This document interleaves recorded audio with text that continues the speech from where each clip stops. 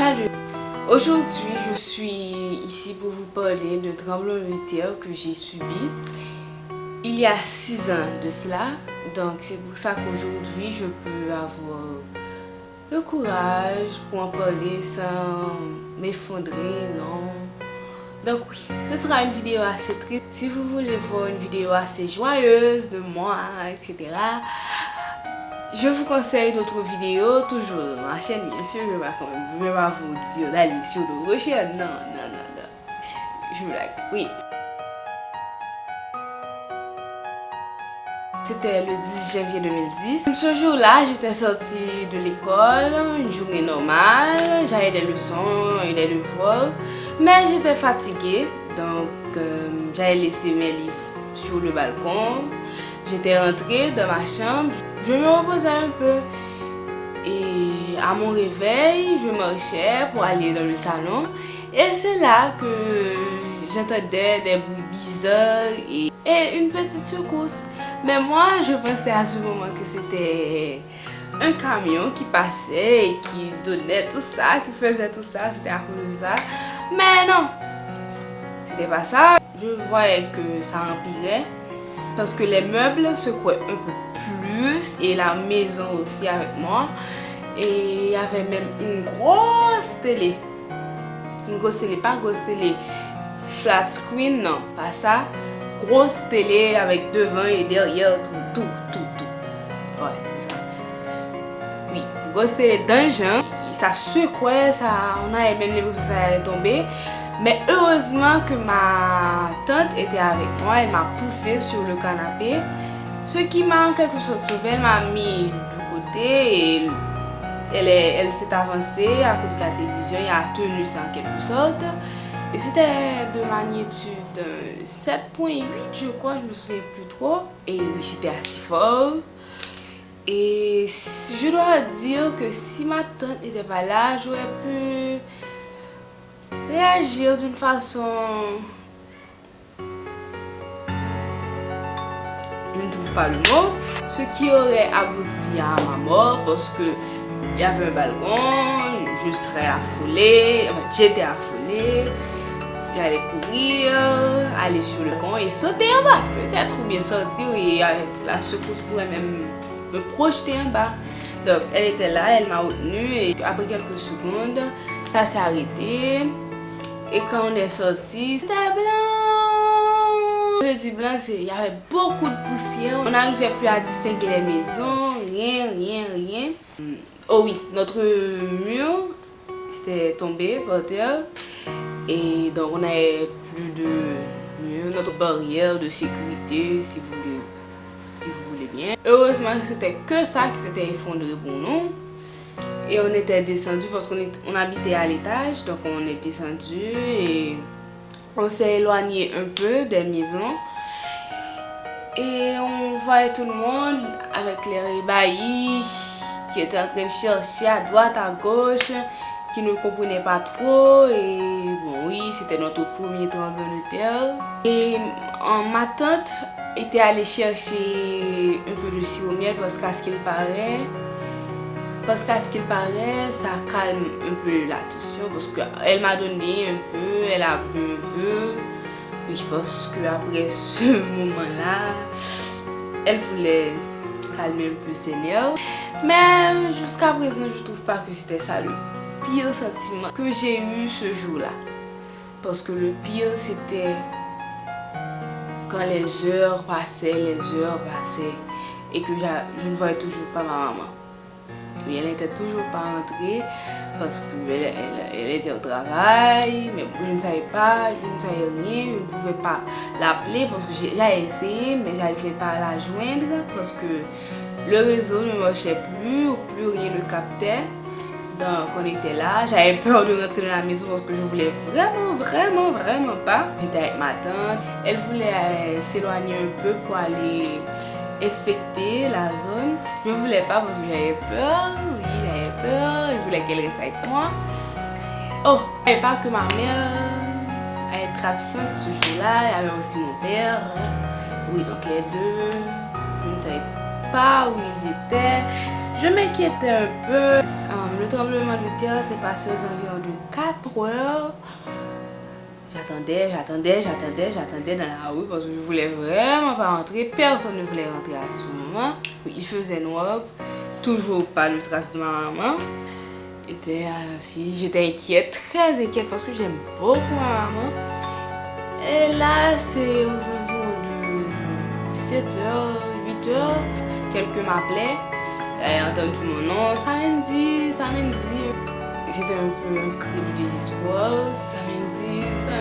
Je ne sais plus trop comment ça s'est passé, donc on va essayer de reproduire le son. Et là, quand j'ai regardé, j'ai vu que c'était ma maman et là j'étais très contente et elle me serrait beaucoup de ses bras parce qu'elle était très contente de me revoir parce qu'elle avait peur et là elle me racontait que pour venir ici, il y avait beaucoup de morts dans la rue, que partout il y avait des morts, des murs, des décombres, comme on appelle ça, des décombres. J'ai demandé pour mon papa, lui il a laissé ma maman pendant un moment pour continuer la route pour venir à moi, mais lui il était allé regarder chez sa maman et son papa pour voir si tout allait bien. Et on a donné du sirop à maman aussi.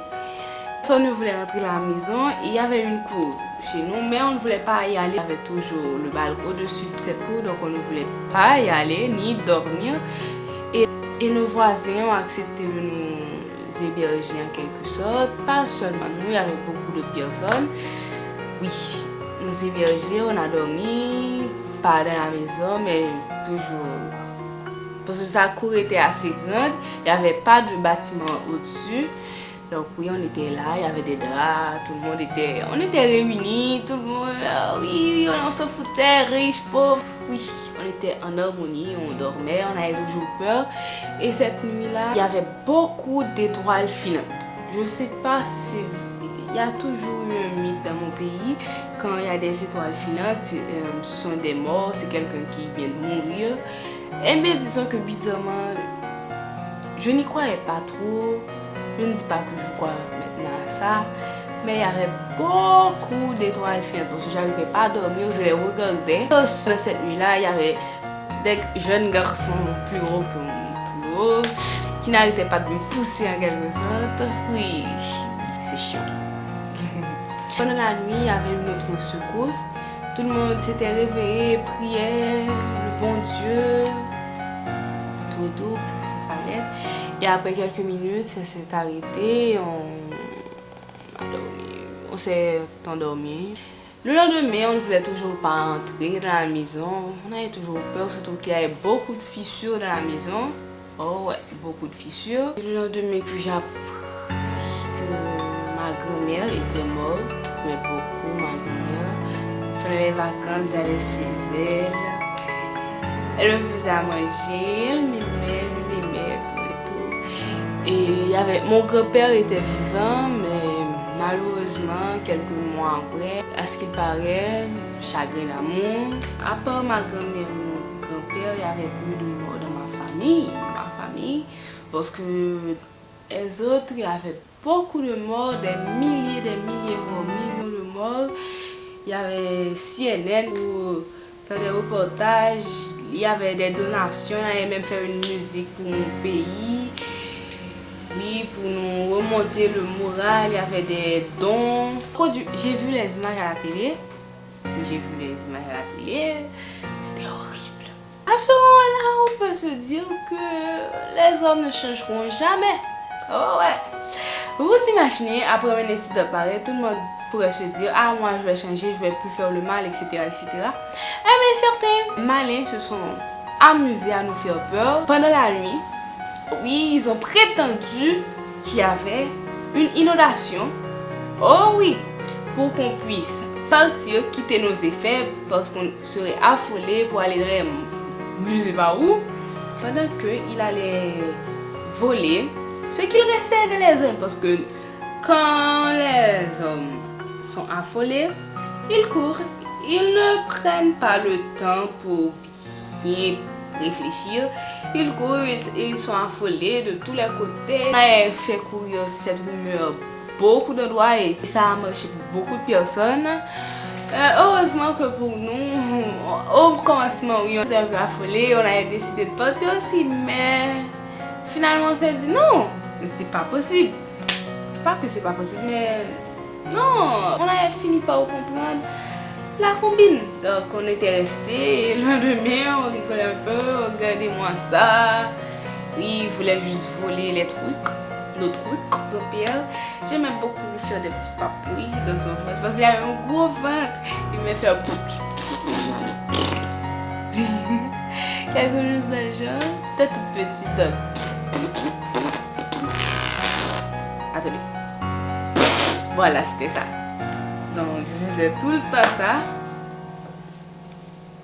Et oui. Il me manque pas vraiment.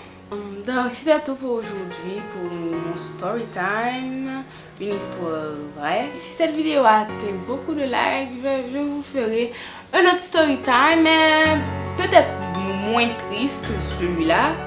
Oui, parce qu'il y a beaucoup d'anecdotes dans mon pays, parce qu'on est... Oh oui, on est spécial. Likez la vidéo, abonnez-vous si vous voulez, commentez si vous avez vécu des moments aussi terribles. Je vais les lire, je vais même vous répondre. Et partagez la vidéo avec vos amis. Bye bye.